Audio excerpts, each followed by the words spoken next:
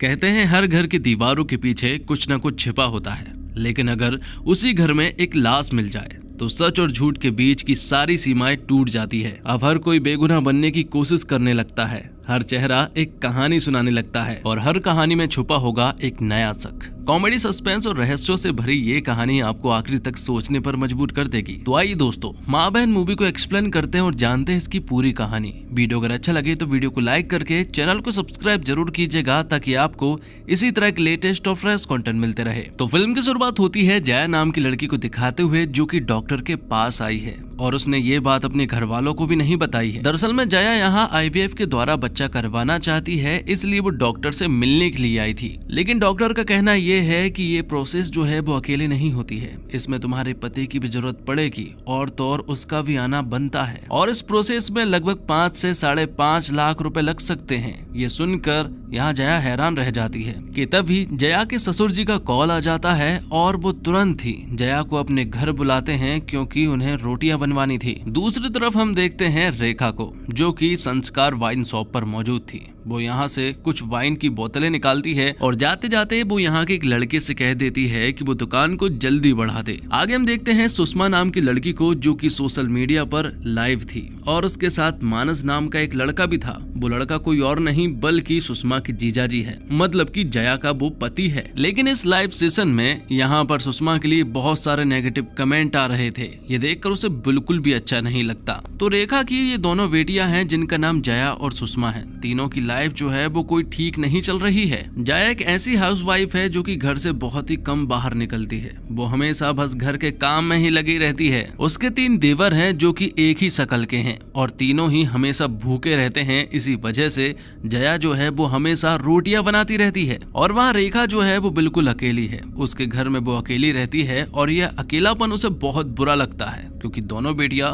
उसके साथ मौजूद नहीं हैं। यहाँ सुषमा को सोशल मीडिया पर जल्द से जल्द फेमस होना है। उसने बहुत बार ऐसा कुछ किया है कि वो वायरल हो जाए, लेकिन अभी तक तो हमेशा सिर्फ नेगेटिव कमेंट ही आते हैं। अब आगे हम देखते हैं कि जया ने जब खाना बनाया और सभी को खिलाया तो थोड़ी देर के बाद ही यहाँ पर मानस आ जाता है। मानस एक ऐसा व्यक्ति है जो कि खुद कुछ नहीं करता है, सिर्फ और सिर्फ अपने पिताजी के पैसों पर ही वो पल रहा है। अब रात को जब सभी सो रहे थे ना, तभी यहाँ पर जया जो है वो अपना मोबाइल चलाती है और वो देखती है कि लाइव सेशन में यहाँ पर मानस और उसकी बहन सुषमा जो है वो एक दूसरे के साथ थे। उसे बिल्कुल भी अच्छा नहीं लगा और तभी यहाँ पर जया के पास उसकी मम्मी का कॉल आ जाता है। जब कॉल उठाया तो यहाँ पर जया ने नोटिस किया कि उसकी मम्मी जो है वो बहुत परेशान लग रही है। रेखा यहाँ पर रोते हुए जया को बता रही थी कि उससे बहुत बड़ी गलती हो गई है। रेखा यहाँ पर सिर्फ और सिर्फ रोई जा रही थी और जया सुन रही थी और वो जानने की कोशिश कर रही थी कि आखिरकार हुआ क्या है। यहाँ पर रेखा कहती है कि तुम तुरंत ही सुषमा के पास कॉल लगाओ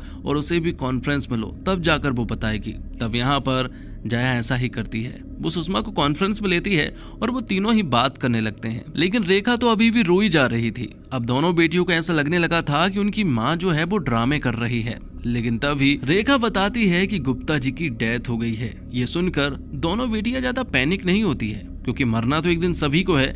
लेकिन जब रेखा बताती है कि गुप्ता जी की डेथ जो है वो उसी के घर में हुई है, ये सुनकर तो दोनों बेटियां हैरान रह जाती है। अब फ्लैशबैक का सीन दिखाया जाता है जब रेखा जो है वो नई बहू बनकर आदर्श कॉलोनी आई थी। सभी को ऐसा लगा था कि ये तो बहुत ही अच्छी बहू है और दिखने में तो काफी संस्कारी भी लग रही है। लेकिन जब रेखा की सास और आदर्श कॉलोनी की बाकी औरतों ने देखा कि यहाँ रेखा ने तो स्लीवलेस ब्लाउज पहने हुए हैं, तो ये देखकर वो हैरान रह चुकी थी और वो समझ जाती है कि अब उनकी कॉलोनी की बैंड बजने वाली है। वो यहाँ पर बहुत रोती है, क्योंकि आज तक ऐसी कोई भी औरत उनकी कॉलोनी में नहीं आई थी और अब यहाँ रेखा के आते ही सभी लोग रेखा को ताड़ने लगते हैं। रेखा के घर के सामने ही गुप्ता जी नाम के एक व्यक्ति भी रहते हैं। वो काफी पहलवान हैं और अक्सर रेखा उन्हें देखती रहती है। लेकिन अब कॉलोनी के हाल जो है वो काफी बिगड़ चुके हैं। लोग जो हैं वो रेखा जी को देखने के लिए मरते थे। अब एक दिन बिजली के एक हादसे में रेखा के पति सुकुमार और उनकी मम्मी, मतलब कि रेखा की सास जो है वो चल बसते हैं। यहाँ पर सभी लोग इकट्ठे होते हैं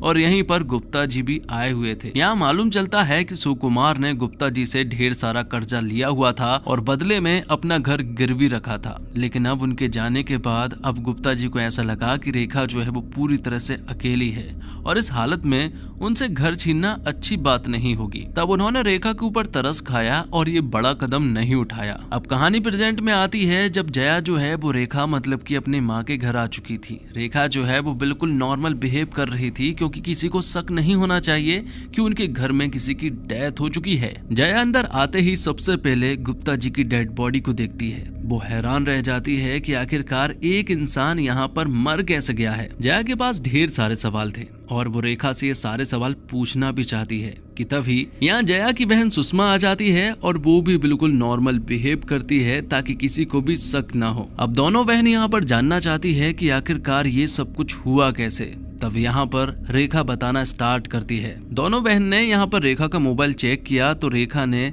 गुप्ता जी के पास एक मैसेज किया था और वो मैसेज था 3 पत्ती और आखिर में क्वेश्चन मार्क भी लगा हुआ था।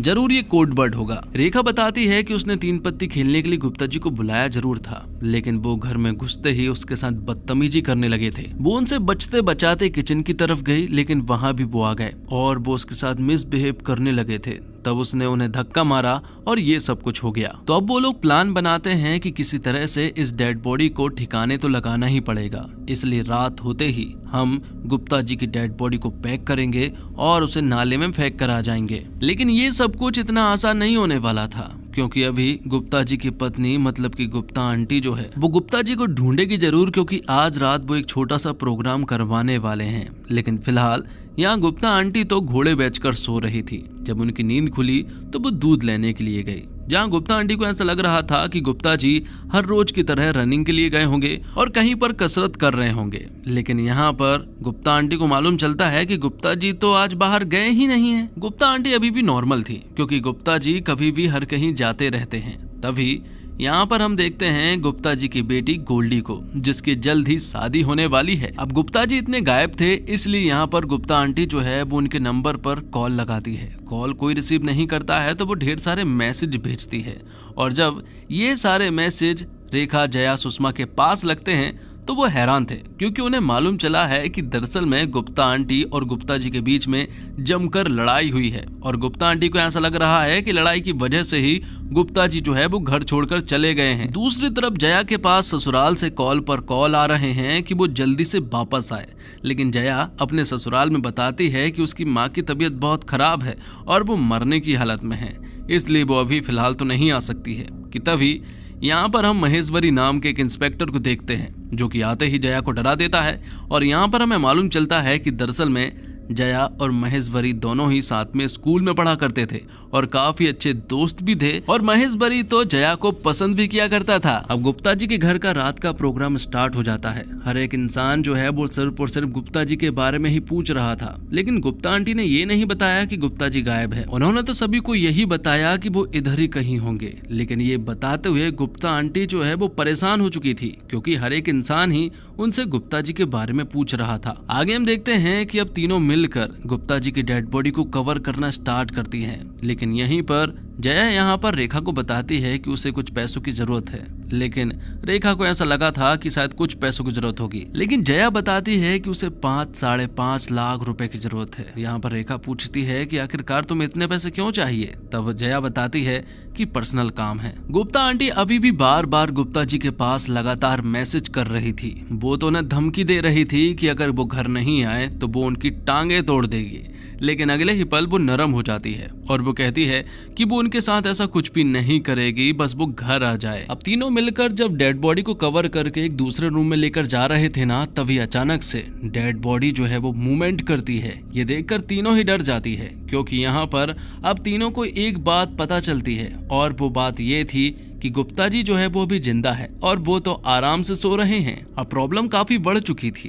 क्योंकि डेड बॉडी को ठिकाने लगाना तो काफी आसान होता है, लेकिन अब जिंदा आदमी को कोई कैसे ठिकाने लगाएगा भला। रेखा यहाँ पर एक और सच बताती है। वो बताती है कि घर के पास में ही जो वाइन शॉप है ना, वहीं पर वो काम किया करती थी और उसी वाइन शॉप से उसने कुछ पैसे निकाले थे। लेकिन पैसे निकालते वक्त यहाँ गुप्ता जी ने उसे देख लिया था। गुप्ता जी ने कहा कि वो मालिक को बता देंगे। इसी वजह से रेखा ने उन्हें अपने घर बुलाया था, लेकिन घर बुलाने के बाद उन्होंने सेम हरकत की थी जो कि उसने पहले बता चुकी है। लेकिन ये सारी बातें अब जया को बिल्कुल पसंद नहीं आती। वो कहती है कि अब वो यहाँ पर बिल्कुल भी नहीं रुक सकती है, क्योंकि मुझे ऐसा लग रहा है कि गलत तुम ही हो। और अब यहाँ से जया ने जाने का प्लान बना लिया था कि तभी रेखा कहती है कि तुझे पैसे चाहिए ना, मैं तुझे पैसे दूंगी। और अब जया रुक जाती है। तो गोल्डी की शादी तय हो चुकी है और जल्द ही उसकी शादी होने वाली है, लेकिन गुप्ता जी अभी भी नहीं मिले हैं। इसी वजह से गुप्ता की फैमिली को बहुत ज्यादा टेंशन है। अब हमें बताया जाता है कि सुषमा जो है वो आखिरकार घर छोड़कर कैसे गई थी। दरअसल में सुषमा को तो हमेशा से पॉपुलर होना था और उसके लिए वो कुछ भी कर सकती थी, किसी भी हद तक जा सकती थी और किसी भी तरह की वीडियो भी बना सकती थी। इसी वजह से उसने एक लड़की के साथ किस किया और ये किसिंग लगभग 5 मिनट की थी।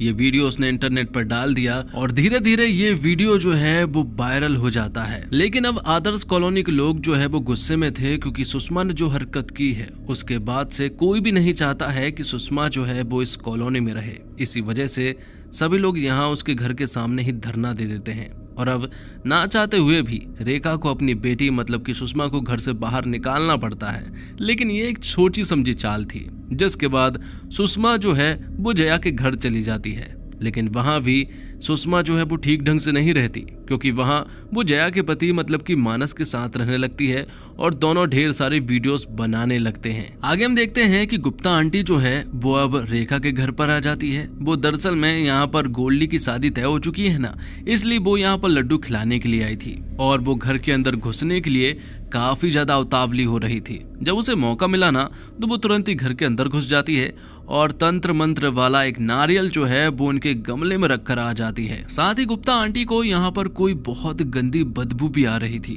उसे समझ नहीं आ रहा था कि आखिरकार ये तीनों इतनी डरी हुई कैसे हैं। और अब जब वो अपने घर गई ना तो वो अपने भाई मतलब कि महेशवरी इंस्पेक्टर को अपने पास बुलाती है और उनसे कहती है कि गुप्ता जी जो है वो उन्हीं के घर में मौजूद है। ये बात एकदम तय है, क्योंकि जो सांडे का तेल वो लगाया करते हैं वो तेल की खुशबू रेखा के घर से भी आ रही थी। इसी वजह से अब गुप्ता आंटी चाहती है कि महेशवरी जो है वो रेखा के घर जाए और छानबीन करे। तो ऐसा ही करता है महेशवरी। वो उनके घर जाता जरूर है, लेकिन तब वो तीनों ही उसकी डेड बॉडी को ठिकाने लगा रहे थे कि तभी दरवाजे पर इंस्पेक्टर महेशवरी आ जाता है। तीनों ही डर जाती है, क्योंकि उन्हें ऐसा लग रहा था कि शायद अब खेल खत्म होने वाला है। लेकिन इस मामले को यहाँ पर जया संभाल लेती है। वो महेशवरी से बहुत ही प्यारे अंदाज में बात करती है और उससे कहती है कि हमें बाहर घूमने के लिए चलना चाहिए, जिसके लिए महेशवरी भी मान जाता है। और अब वो दोनों ही बाहर घूमने के लिए जाते हैं, जहाँ पर वो एक दूसरे से ढेर सारी बातें करते हैं, स्कूल के बारे में याद करते हैं। और यहाँ हमें ये भी मालूम चलता है कि महेशवरी अभी भी यहाँ जया को पसंद करता है। लेकिन जया का भी एक फ्लैशबैक था, जहाँ पर हमें बताया जाता है कि जया रानी बड़ी सयानी थी। दरअसल में जया जो है वो अपनी दोस्त मतलब कि रति के घर पर गई थी। रति को खाना बनाना नहीं आता है और रति को आज देखने के लिए लड़के वाले आए थे और वो रति के हाथ का खाना भी खाना चाहते थे। तो यहाँ पर खाना रति ने जरूर दिया था, लेकिन बनाया यहाँ जया ने था और उन्हें वो खाना बहुत ज्यादा पसंद भी आया था। यहाँ हमें मालूम चलता है कि रति को देखने के लिए जो लड़का आया हुआ है ना वो कोई और नहीं बल्कि मानस था। और जब यहाँ पर जया ने उसे इशारे किया ना तो मानस तो किचन में ही आ गया और उसने उसे झट से पकड़ लिया। लेकिन उनकी चोरी यहाँ पकड़ी जाती है। सास को कोई फर्क नहीं पड़ा, उसने तो बस यहाँ पर देखा कि दरअसल में रति ने खाना नहीं बनाया था बल्कि जया ने बनाया था। तब मानस की माँ जया को ही पसंद कर लेती है और उन दोनों की शादी करवा दी जाती है और रति सिर्फ रोती रह जाती है, क्योंकि मानस जो है वो उससे शादी करने के लिए आया था, लेकिन उसकी शादी जया से हो गई। जिसके बाद कहानी प्रेजेंट में आती है और जया जब अपने घर पहुंची तो उसने देखा कि मानस तो उनके घर के सामने खड़ा हुआ है और मानस ने देखा कि जया तो पुलिस इंस्पेक्टर के साथ घूम रही है, तो उसे बहुत बुरा लगा और बहुत ज्यादा जलन भी हो रही थी। जिसके बाद ससुराल में आते ही मानस जो है वो अपने हुक्म चलाना स्टार्ट कर देता है। वो यहाँ पर रेखा, सुषमा और जया से खूब सेवा करवाता है। वो आज डिमांड करता है कि आज वो चिकन खाएगा और यहाँ पर रेखा को उसकी डिमांड पूरी करनी ही पड़ती है, क्योंकि उसके इरादों से ऐसा लग नहीं रहा था कि वो कुछ घंटों के लिए यहाँ पर आया है, बल्कि ऐसा लग रहा था कि ये तो यहीं पर रुकने वाला है। जिसके बाद तीनों ही यहाँ पर मानस की खूब सेवा करते हैं। मानस भी बहुत खुश था क्योंकि उसकी सेवा हो रही थी। अगली सुबह जब मानस घूमने गया था ना, तो उसकी मुलाकात हुई थी गुप्ता जी के लड़के से, और गुप्ता जी के लड़के ने मानस को सब कुछ बता दिया कि दरअसल में गुप्ता जी को किसी ने किडनैप कर लिया है और लोगों ने 5 लाख रुपए की फिरौती मांगी है। और ये बात यहाँ इन तीनों को नहीं मालूम थी, इसलिए वो हैरान रह जाती है क्योंकि गुप्ता जी तो हमारे पास है, ये बात तो है, लेकिन हमने कोई फिरौती नहीं मांगी है। अब गुप्ता जी के घर पर गोल्डी रोते हुए अपनी माँ को बताती है कि मेरे पास एक कॉल आया था और वो 5 लाख रुपए की डिमांड कर रहा था। 5 लाख रुपए के बदले में ही वो पिताजी को छोड़ेंगे, वरना वो उन्हें मार देंगे।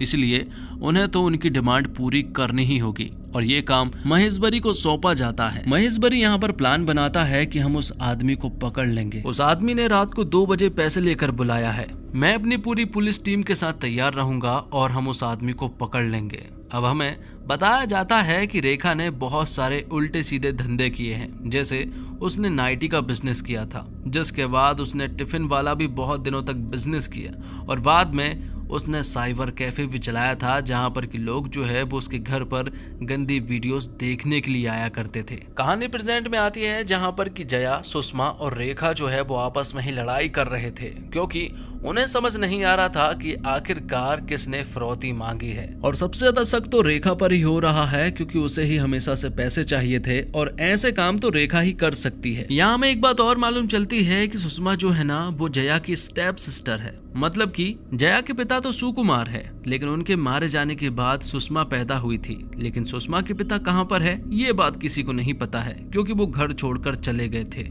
लेकिन यहाँ उनके बीच में जबरदस्त झगड़ा हो रहा था। तभी रेखा को गुस्सा आ जाता है और वो दोनों को चिल्लाते हुए कहती है कि अब अगर आगे कुछ भी बोला तो वो दोनों को ही मार देगी। इस प्रॉब्लम को उन्हें जल्द से जल्द सॉल्व करना था। जिसके बाद हम देखते हैं जया को, जो कि इंस्पेक्टर महेशवरी से मिलने के लिए उसी के पुलिस स्टेशन जाती है ताकि वहां जाकर उसे ऐसा लगे कि जया भी उसे पसंद करती है और उसके घर पर वो तलाशी लेने के लिए ना आए। जया जब महेशवरी से मिलने के लिए गई थी ना, तब यहाँ जया को कुछ बातें मालूम चली है। दरअसल में महेशवरी जो है वो आदर्श कॉलोनी के सारे सीसीटीवी फुटेज चेक कर रहा है और उसे मालूम चला है कि गुप्ता जी जो है वो कॉलोनी से बाहर गए ही नहीं है, मतलब कि वो कॉलोनी में ही कहीं है। तब यहाँ जया कहती है कि अगर तुम्हें ऐसा लगता है कि गुप्ता जी कॉलोनी में ही कहीं हैं तो तुम्हें हर घर को चेक कर लेना चाहिए। लेकिन यहाँ महेशवरी बताता है कि हर घर को चेक करने के लिए वारंट की जरूरत पड़ेगी। वारंट का नाम सुनते ही जया खुश हो जाती है क्योंकि अब उसे ऐसा लगता है कि उसके घर में कोई भी छानबीन नहीं होगी। अब रात का सीन दिखाया जाता है जब रात को महेशवरी अपनी पूरी टीम के साथ जो है वो उस जगह पर मौजूद था जहां पर कि वो फिरौती वाला बंदा जो है वो पैसे लेने के लिए आने वाला था। तभी हम देखते हैं रेखा को, जो कि चुपचाप रात के 2 बजे जो है वो घर से बाहर निकलती है। लेकिन ये सारी चीजें जया ने देख लिया था। वो तुरंत ही उसके पीछे जाती है और जया के पीछे जाती है सुषमा, क्योंकि उन्हें ऐसा लग रहा है कि कोई ना कोई तो गड़बड़ी कर रहा है। और जब तीनों साथ मिलती है ना तो पता चलता है कि ये तीनों जो है वो वाइन शॉप में थी और रेखा यहाँ पर आई थी क्योंकि उससे कोई मिलने के लिए आने वाला था। और वो कोई और नहीं बल्कि सुषमा के पिता चंदू थे, जो कि यहाँ वाइन शॉप पर आते हैं। फ्लैशबैक के सीन में हमें बताया जाता है कि सुकुमार के जाने के बाद कुछ ही सालों के बाद अब यहाँ पर रेखा जो है वो प्रेग्नेंट हो चुकी थी और आदर्श कॉलोनी के लोगों को पता नहीं था कि आखिरकार ये बच्चा किसका है। इसलिए सभी लोग ये जानना चाहते थे कि आखिरकार रेखा को प्रेग्नेंट किसने किया है। तभी हम देखते हैं कि एक दिन गोल्डी जो है वो सुषमा के साथ मजाक कर रही थी। दरअसल में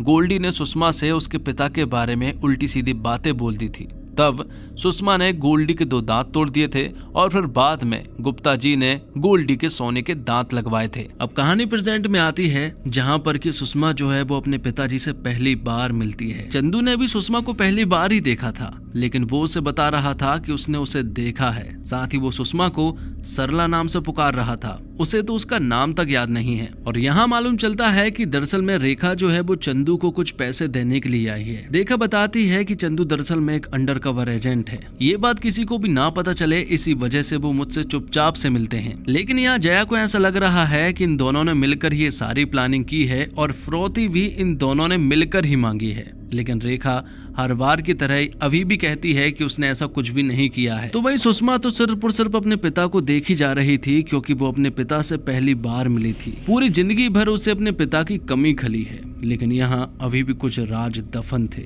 यहाँ हमें बताया जाता है कि दरअसल में सुषमा के पिता जो है वो कोई अंडरकवर एजेंट नहीं है, बल्कि वो तो मोस्ट वांटेड है और पुलिस उन्हें ढूंढ रही है और हर 3 महीने में वो गायब होते रहते हैं। इसी वजह से वो हमेशा रेखा से पैसे मांगते रहते हैं। लेकिन ये बात तो रेखा को भी नहीं पता थी, ये बात उसे आज ही पता चली है। अब जो रेखा के पास पैसों का बैग था ना, यहाँ पर चंदू रख लेता है और बदले में वो यहाँ पर सुषमा को मारने की धमकी भी देता है ताकि वो यहाँ से आराम से निकल सके।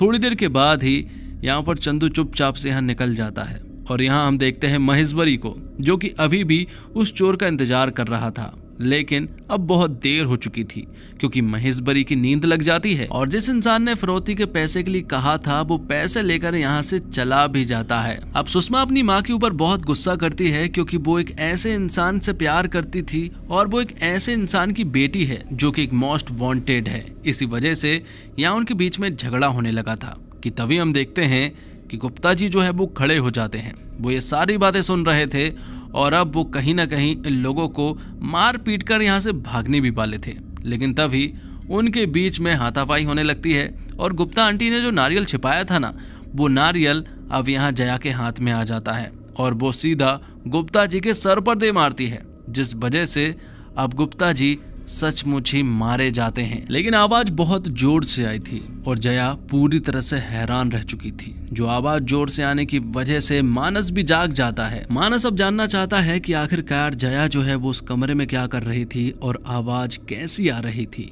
यहाँ मानस को ऐसा लग रहा था कि जया जो है वो महेश्वरी के साथ थी और उसे तो पहले से ही शक था क्योंकि वो तो उसकी माँ की तरह है और उसकी बहन भी ऐसी है। वो उससे बहुत ही गंदे तरीके से बात कर रहा था।